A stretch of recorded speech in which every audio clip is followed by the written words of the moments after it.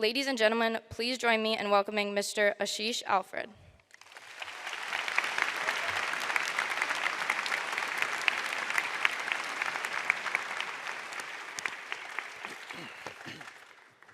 Thank you. My manager told me to let all the parents know we have a couple tables available in Bethesda and in DuPont Circle. I'll be in the lobby with the address here in a minute. Hello, Magruder High School, class of 2023. Congratulations. This is your day. Celebrate it, yeah?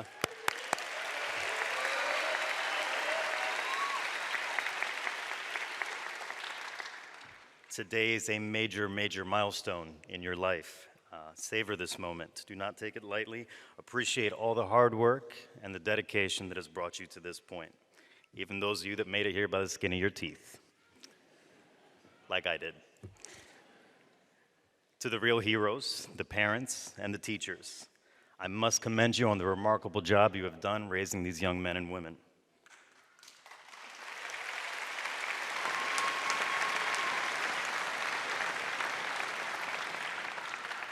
My own mother will tell you it was no easy feat dragging me through not 4 but 5 years of high school. I was so smart they asked me to do one of them twice. As I stand here before you today, I cannot help but feel a sense of nostalgia. It's been 18 years since I sat where you sit today, and had you asked me then, never would I have in my wildest dreams imagined that I would be in a position to speak to you today. If you'd asked me if I had the words then to usher a set of young men and women to the next stage of their life, I would have said, no way, no chance.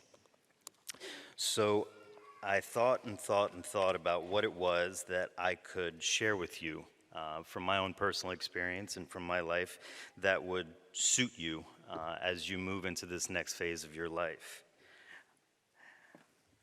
I asked my mother what I should talk about, and she said, Ashish, just please don't use the F word.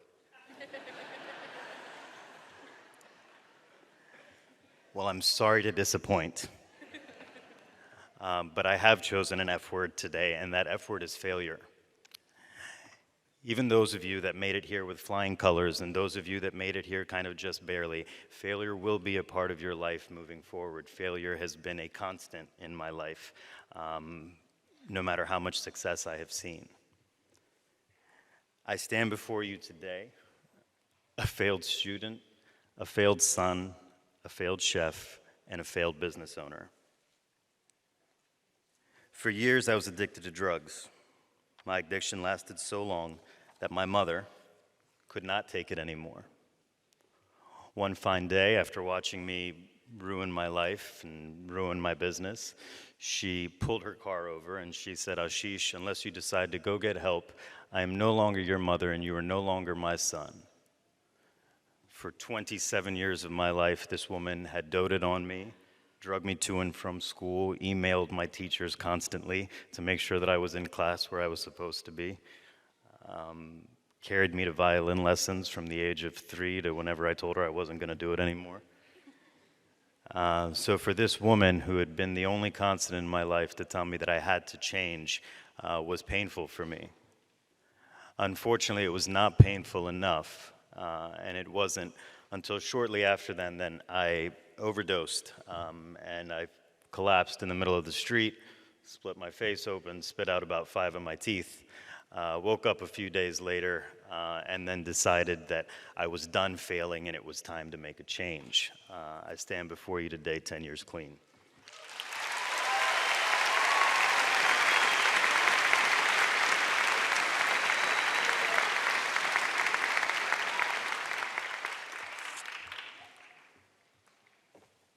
According to the National Institute on Drug Abuse, over 20 million people in the United States were diagnosed with substance abuse disorders in the past year. Only 10% of those people actually received treatment, and even fewer managed to stay sober.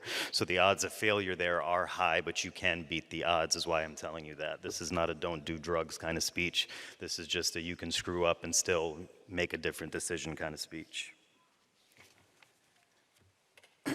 I wish I could say that that was my last failure, but it was not. Even after taking all the steps to get clean and do everything that I could for my personal life, I still opened my first business as a chef. And I did everything I could in that business. I washed dishes, I bartended, I bar-backed, I cooked, I served food. I worked 16, 18, 20 hours a day sometimes. And despite my best efforts, that business did not work. I thought I was a failure. I thought I would hit rock bottom again, and there was no way that I could bounce back from that. But actually, it turns out that that failure opened the door. Once I closed that business, that failure opened the door to not one, but two more restaurants, and the completion of my first book, and the start of what hopefully will be a promising TV career. By the way, everybody say, "What's up, Netflix?"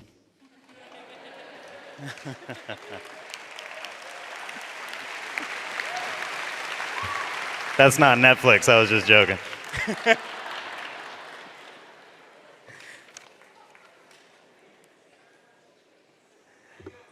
Not long after I closed that restaurant, people started sending me all kinds of motivational texts to try to make me feel better. And the one that mattered to me, or the one that really stuck out, were the words of Michael Jordan, the greatest basketball player of my time. We can fight about who the greatest basketball player of your time is later on. And he said, "I have failed over and over and over again in my life, and that is why I succeed."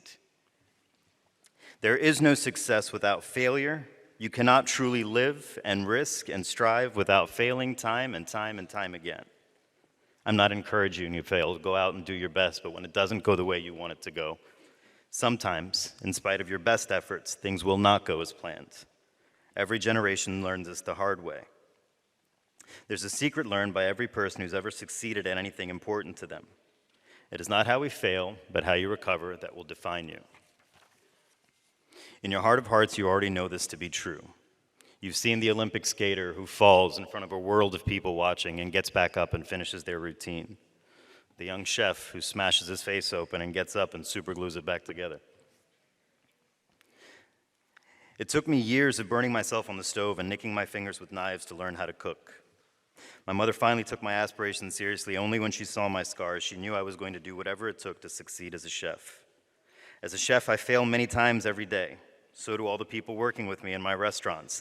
I call these situations micro-failures.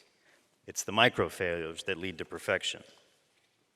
There are countless times in the kitchen where we burn something, or drop something, or season something wrong. To get a sauce right, we might taste it 25, 50, 60 times to make sure that we get it exactly where we want it to be. There's a touch of difference between medium rare and medium. The difference between a 2-star and a 5-star restaurant is a grain of salt.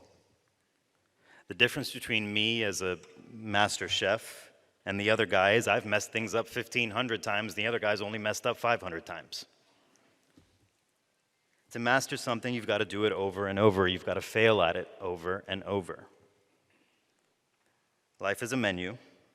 Don't worry about picking the right thing on the menu. Pick something. You don't like it, pick something else. And if you don't like that, write your own damn menu.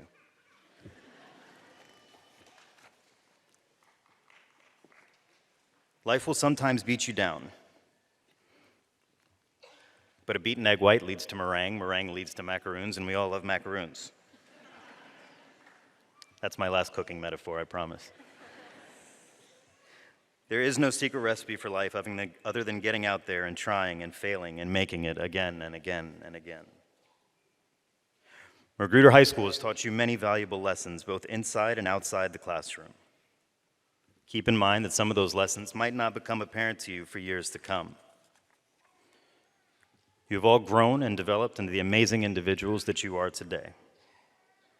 As you move forward in the next chapter of your life, remember to never feel failure, rather embrace it.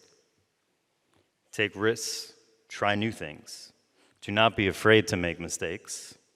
When you mess up, pick yourself up, dust yourself off, and keep moving forward. You are all about to enter the very best years of your life. The world is a tough place. Don't make it any harder on yourself. Use failure as a tool to fuel your success.